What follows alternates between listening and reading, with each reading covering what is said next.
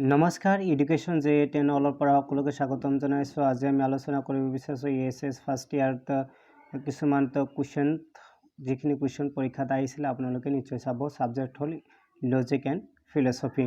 1 number অৰ্থযুক্ত বিশিষ্ট পদৰ এটা উদাহৰণ দিব দিছে। ইয়াতে আপোনালোকে প্ৰশ্নটো 2003 চনত আৰু 2007 চনত আহিছিলে। উত্তৰটো আপোনালোকে বিচাৰি ওলাব নোৱাৰিলে মোক কমেণ্ট বক্সত জনাব, মই নিশ্চয় কৰি দিয়াৰ কাৰণে চেষ্টা কৰিম। 2 নম্বৰ সকলো শব্দই পদ বাক্যটো সঁচানে? এই প্ৰশ্নটো 2000 চনত আহিছিলে। 3 নম্বৰ সকলো শব্দই পদ নহয়, এইটো সঁচানে? এই প্ৰশ্নটো 2005 চনত আহিছিলে। 4 নম্বৰ সেউজীয়া আৰু ৰঙা এই পদ দুটা বিপৰীত পদনে?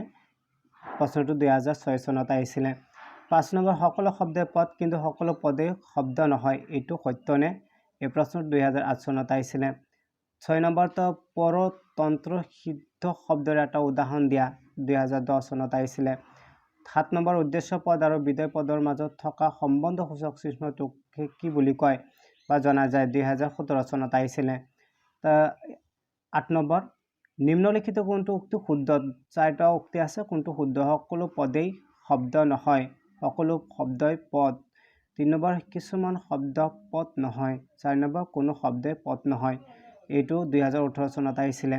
9 নম্বৰ তৰ্ক বিজ্ঞান সন্মত বচনৰ সংযোজকটো এটা পদ হয়নে? 2019 চনত আহিছিলে।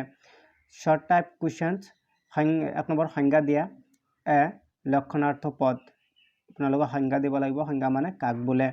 এই প্ৰশ্নটো 2003 আৰু 2005 চনত আহিছিলে।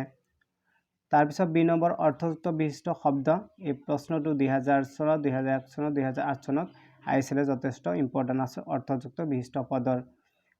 তাৰপিছত সামান্য পদ, এই প্ৰশ্নটো 2002 চনত আহিছিলে, আপোনালোকে লিখিব। পদ, এই প্ৰশ্নটো 2004 চন আৰু 2006 চনত আহিছিলে। লক্ষণাৰ্থ আকৌ আহিছে, এইটো 1999 চনত আহিছিলে।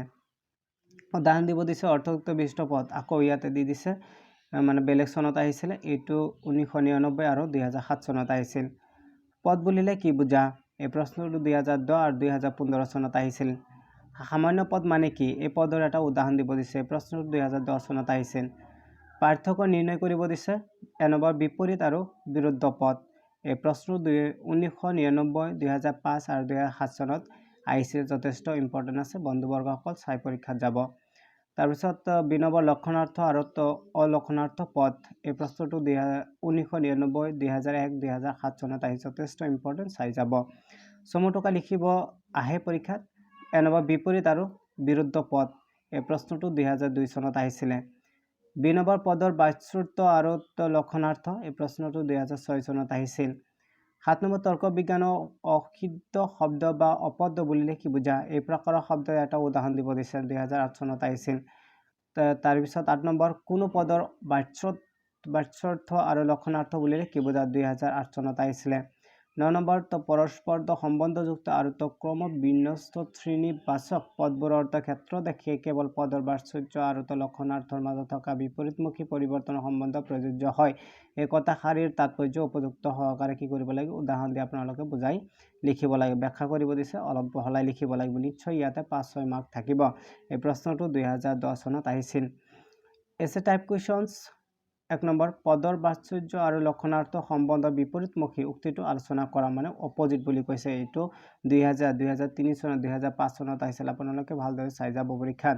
2 নম্বৰ লক্ষণাৰ্থ পদ কাক বোলে? আলোচনা কৰা, এই প্ৰশ্নটো 2007 চনত আহিছিলে। বাৰ লক্ষণাৰ্থ আহি আছে। 3 নম্বৰ পদ কাক বোলে? পদৰ শ্ৰেণী বিভাজন উল্লেখ কৰা, এই প্ৰশ্নটো 2019 চনত আহিছিল।